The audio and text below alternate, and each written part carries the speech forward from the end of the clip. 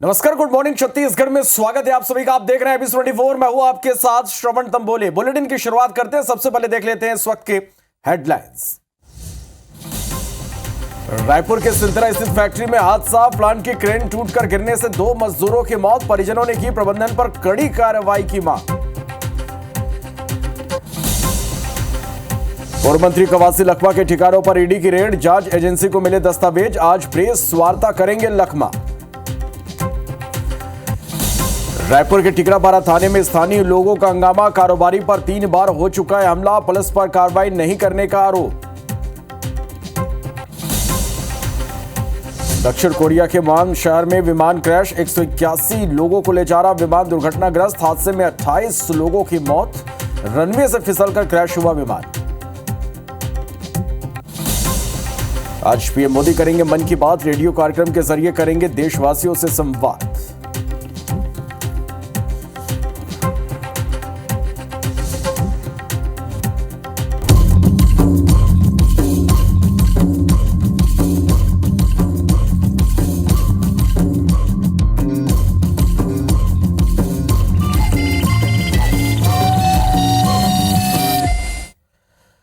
Bulletin की शुरुआत करते हैं और सबसे पहले बात कर लेते हैं ईडी की कार्रवाई की।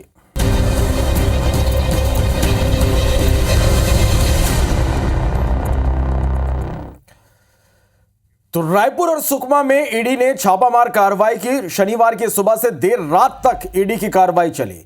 पूर्व मंत्री कवासी लखमा और उनके करीबियों के यहां छापा मारा गया। रायपुर में लखमा और 3 करीबियों के ठिकानों पर छापा मारा गया। करीबी सुशील ओझा के घर ईडी की टीम पहुंची। लखमा के करीबी सुशील ओझा के घर भी छापा मारा गया। लखमा के ओएसडी रहे जैन देवांगन के घर भी ईडी की टीम पहुंची। जैन देवांगन को पूछताछ के लिए ईडी अपने साथ लेकर गई है। सुकमा में लखमा के बेटे के घर भी ईडी की टीम पहुंची। सुकमा में नगर पालिका अध्यक्ष राजू साहू के घर छापा मारा गया। शराब घोटाले मामले में ईडी पूछताछ कर रही है। तो ये बड़ी खबर आप तक पहुंचा रहे हैं। कल सुबह ईडी की टीम ने छापा मारा, देर रात तक कार्रवाई चली। शनिवार सुबह से देर रात तक ईडी ने अपनी कार्रवाई की। पूर्व मंत्री कवासी लखमा और उनके करीबियों के यहां छापा मारा गया। और इस खबर पर ज्यादा जानकारी के साथ हमारे सहयोगी राजेश मिश्रा हमारे साथ लाइव जुड़े हैं। सीधा उनका रुख कर लेते हैं। राजेश, शराब घोटाले मामले में ईडी ने कल एक बड़ी कार्रवाई की है। सुबह से लेकर देर रात तक यह कार्रवाई चलती रही। इसके साथ ही इस पूरी कार्रवाई को लेकर लखमा आज एक प्रेस कॉन्फ्रेंस भी करने वाले। क्या अपडेट इस पूरी खबर पर आपके पास?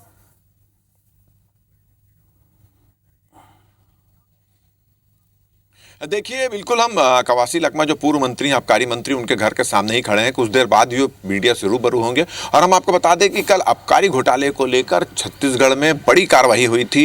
रायपुर, सुकमा और धमतरी 3 जगह छापे मारे गए थे। 7 से ज़्यादा ठिकानों पर छापे मारे गए थे।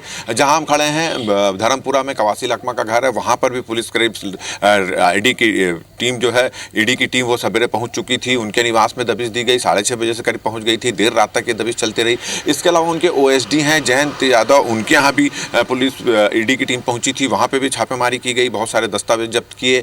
चौबे कॉलोनी में उनके खास थे सुशील ओझा, उनके यहाँ भी छापेमारी की गई थी। धमतरी में भी मारी गई थी। सुकमा में कवासी लखमा के जो बेटे हैं हरीश लखमा, उनके यहाँ उनके जो करीबी हैं नगर पालिका अध्यक्ष राजू के घर में भी, राजू साहू के घर में भी दबिश दी गई थी। तो 7 से अधिक ठिकानों पर रायपुर, धमतरी और सुकमा में छापेमारी की गई। सुबह से लेकर शाम तक ये छापेमारी की गई। बहुत सारे दस्तावेज, जिसमें से ईडी के जो अधिकारी दस्तावेज लेकर गए हैं। और इस मामले में अब जो छापेमारी की गई है और इनके यहाँ से जो दस्तावेज जब्त किए गए, उससे एक नया मामले, एक जांच में एक नई रुख मिल सकती है, नया कुछ उजागर हो सकता है, ऐसा माना जा रहा है।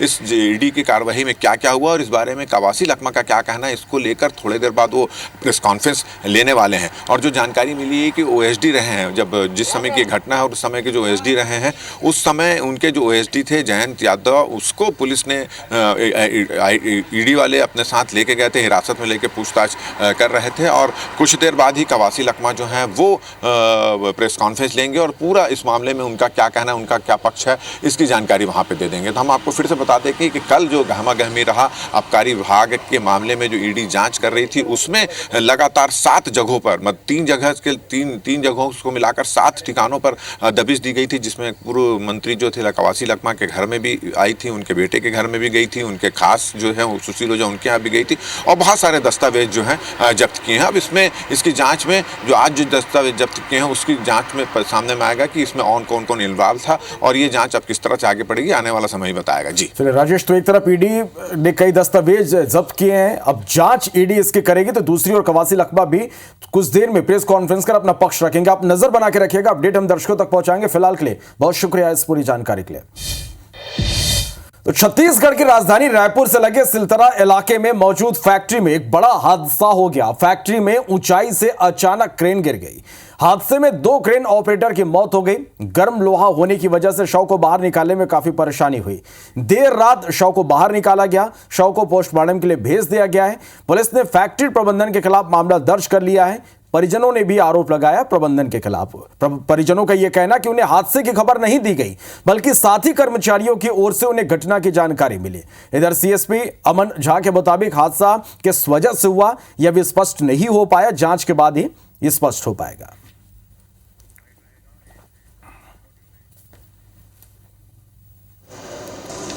ये हिंदुस्तान कॉइल्स लिमिटेड की फैक्ट्री है। यहाँ पे जो एक क्रेन का एग्जैक्ट रीज़न तो अब एक्सपर्ट्स ही बता पाएंगे, लेकिन वो क्रेन और लैडल कोलैप्स हो गया है, तो काफ़ी वज़नी चीज़ें नीचे गिरी हैं और उसके कारण स्ट्रक्चर को भी काफ़ी डैमेज हुआ है। हादसे का एग्जैक्ट रीज़न तो थोड़ा समय बाद पता चलेगा, बट हमें लग रहा है कि 2 कैजुअल्टी तो कन्फर्म्ड है। बड़ी खबर रायपुर से, जहां टिकरापारा थाने में स्थानीय लोगों ने हंगामा किया और पुलिस पर कार्रवाई नहीं करने का आरोप लगाया।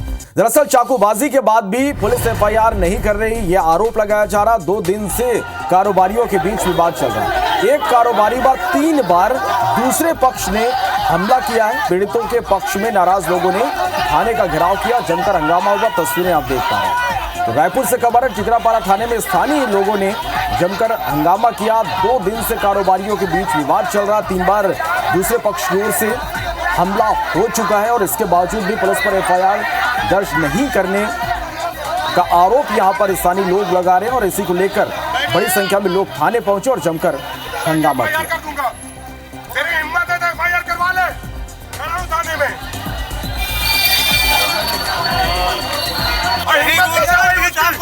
हमारे ऊपर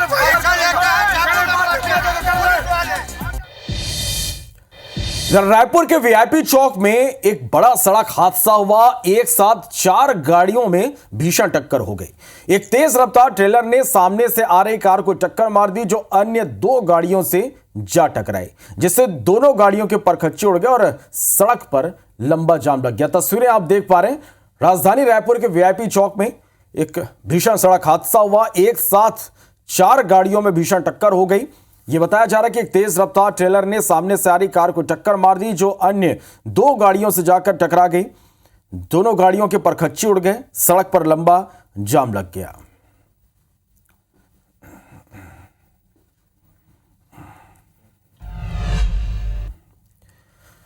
खबर रायपुर से, जहां बीजेपी जिला अध्यक्षों को लेकर आज दिल्ली में एक बड़ी बैठक होगी। प्रदेश अध्यक्ष किरण सिंहदेव बैठक में शामिल होंगे। प्रदेश संगठन महामंत्री पवन साय भी मौजूद रहेंगे। जिला अध्यक्षों के लिए बनाए गए पैनल पर चर्चा होगी। 1-2 दिन में जिला अध्यक्षों की घोषणा हो सकती है।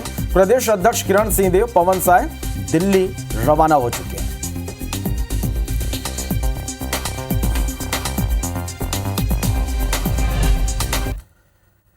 रायपुर से खबर, जहां आरएसएस प्रमुख मोहन भागवत के छत्तीसगढ़ दौरे का आज तीसरा दिन है। आरएसएस प्रमुख मोहन भागवत आज कबीर नगर जाएंगे। संघ के पदाधिकारियों के निवास में कार्यकर्ताओं की एक बैठक लेंगे। इसके बाद दोपहर को संघ के पदाधिकारी के रायपुरा स्थित निवास जाएंगे। पंडरी के संघ कार्यालय जागृति मंडल में पदाधिकारियों की बैठक लेंगे। तो आरएसएस प्रमुख मोहन भागवत के छत्तीसगढ़ दौरे का आज तीसरा दिन और आज भी कई कार्यक्रमों में शामिल होंगे।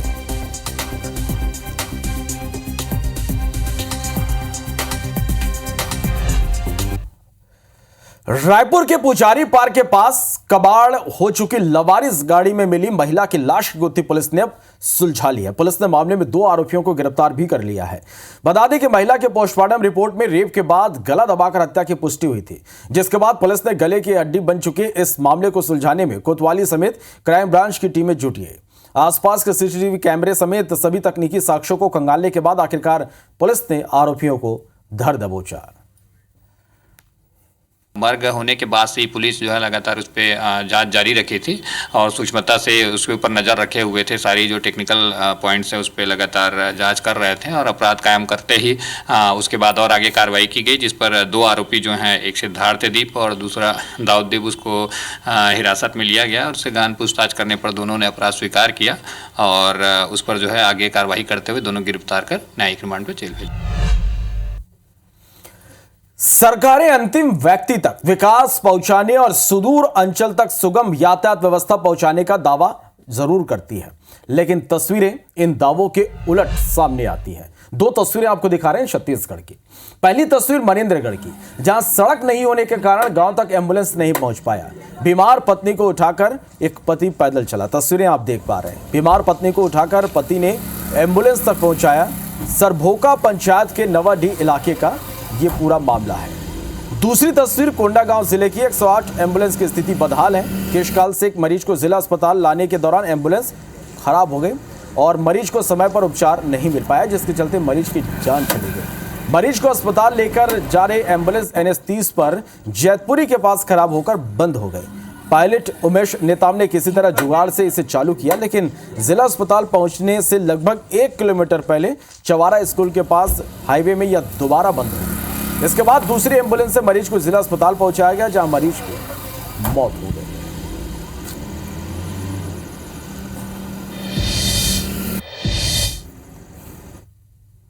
तो हम लोग केशकाल से लेके आ रहे थे। केशकाल हॉस्पिटल से जिला हॉस्पिटल डिस्ट्रिक्ट कोंडागांव के लिए ट्रिपर किए थे वहाँ से। सर उतना क्रिटिकल तो नहीं था, थोड़ा नॉर्मल ही था, तो एब्डोमिनल पेन का था, तो उसको लेके आ रहे।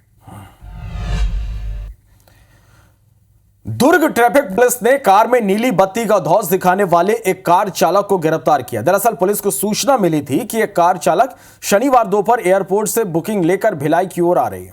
तभी कुमारी टोल प्लाजा के पास उसे घेरने की तैयारी की गई, लेकिन आरोपी वहां से बच निकला और कार को तेज भगाने लगा। इस बीच सिरसा गेट चौक के पास भी आरोपी ट्रैफिक पुलिस को चकमा देने में कामयाब रहा, लेकिन ASI राजकुमार दुबे और उनकी टीम ने खुर्सीपार गेट के पास उसे धर दबोचा। आरोपी ड्राइवर जितेंद्र दुबे ने बताया कि यह कार 4 साल पहले पुलिस विभाग में चलती थी, लेकिन नीली बत्ती और पुलिस पट्टी का रौब दिखाकर ट्रैफिक से निकलने में आसानी होती थी, इसलिए वो गाड़ी में नीली बत्ती और पुलिस का टैग लगाए रखा। खबर मिली थी कि रायपुर से एयरपोर्ट से लेके आ रहा है सवारी बैठा के, तो हम लोग सूचना दिए कुम्हारी थाने को, तो वहाँ एक कट मार के हमारे ट्रैफिक को निकल गया। फिर डबरापारा में रोकने की कोशिश की, वहाँ भी कट मार के निकल गया। तब तक हम और महेश आरक्षक दोनों वहाँ गए खुर्सीपार में। वहाँ जो आरक्षक थे जागन सावन को बोल के गाड़ी रोकवाए, पकड़े और फिर ले आए। ये राजपत्र में लिखा है जिन VIP या जिन अधिकारियों के लिए अलर्ट है वही चल सकते हैं, बाकी अपराध है। सरगुजा जिले के सीतापुर इलाके में प्रशासन ने प्रतापगढ़ के सड़क पारा से 430 ट्रैक्टर रेत यानी करीब 1300 घन मीटर रेत जब्त की है। इलाके से लगातार रेत के अवैध भंडारण और परिवहन की शिकायत मिल रही थी। सरगुजा के जीवनदायिनी कहे जाने वाली मांड नदी से माफिया लगातार रेत का अवैध खनन करने में लगे हैं। सीतापुर क्षेत्र के प्रतापगढ़, राधापुर, केसला, भिटुआ, रजौटी सहित बाकी इलाकों से बड़े पैमाने पर रेत का अवैध खनन और परिवहन किया जा रहा है, जिसकी शिकायत लगातार प्रशासन को मिल रही है।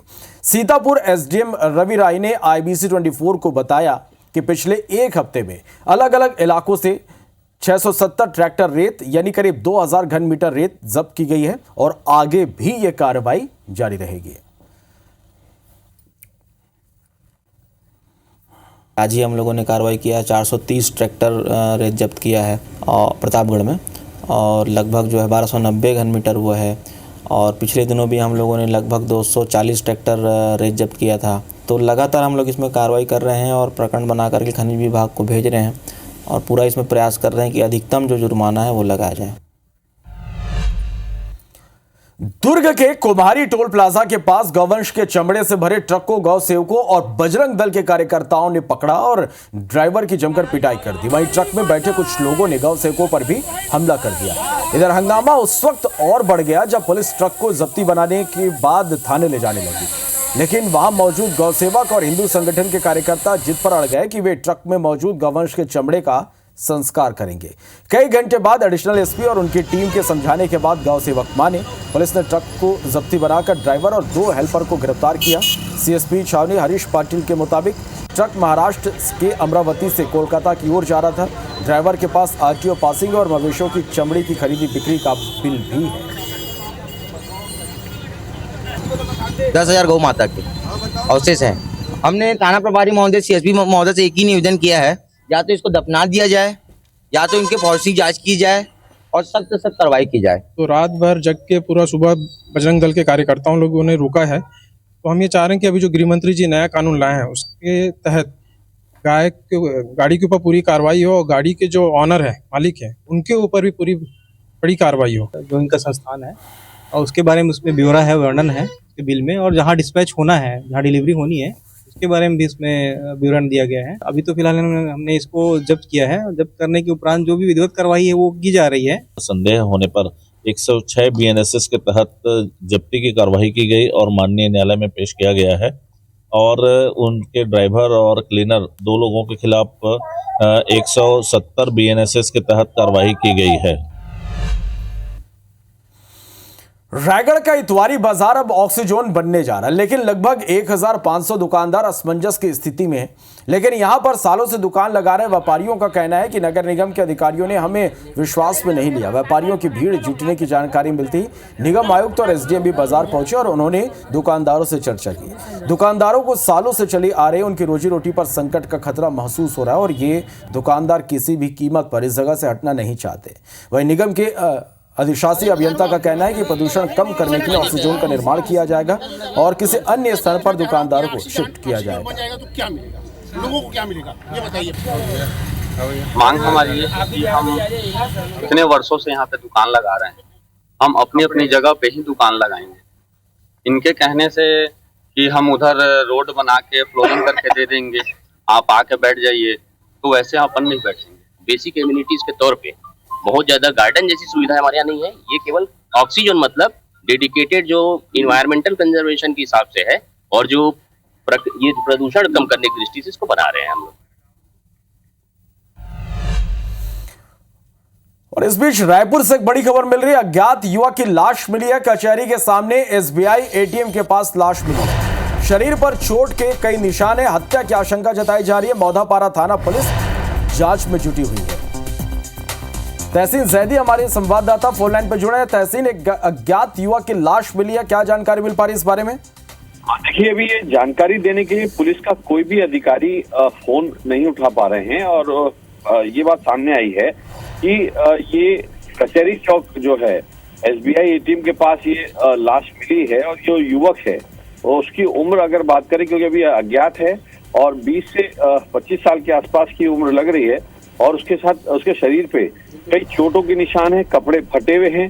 तो इससे ये स्पष्ट हो रहा है कि उसकी हत्या की गई है मारपीट करके। अभी हालांकि इस बात की पुष्टि अभी कोई पुलिस के आला अधिकारी एवं जो मौधापारा थाना प्रभारी है वो तक नहीं कर पा रहे हैं कि ये इसमें एक्चुअल क्या है, क्योंकि उनका ये अभी शव को कल रात में देर रात की घटना बताई जा रही है और उसको अभी शव को पंचनामा करके मर्चुरी भेज दिया है और पोस्टमार्टम रिपोर्ट के बाद क्लियर हो पाएगा कि ये इसके मौत के कारण क्या थे। लेकिन ये एक बड़ी घटना सामने आई है कि एक अज्ञात युवक की, वो भी कोर्ट के सामने एसबीआई एटीएम का, क्योंकि वो एक मुख्य सड़क है, चाहे वो शास्त्री चौक से लेके मरी माता चौक हो, वो व्यस्तम मार्ग है, तो वहां पे लोग आवाजाही काफी रहती है। उसके बावजूद जो है ये शव मिला है अज्ञात युवक का, अभी उसकी पहचान में जुटी हुई है। फिलहाल पुलिस ने मर्ग कायम कर लिया, मौधापारा थाना पुलिस ने, और उसकी जांच में जुटी हुई है। जी चलिए, आप नजर बना के रखिएगा तहसीन, अपडेट आपसे लेंगे। फिलहाल के लिए शुक्रिया इस पूरी जानकारी के लिए।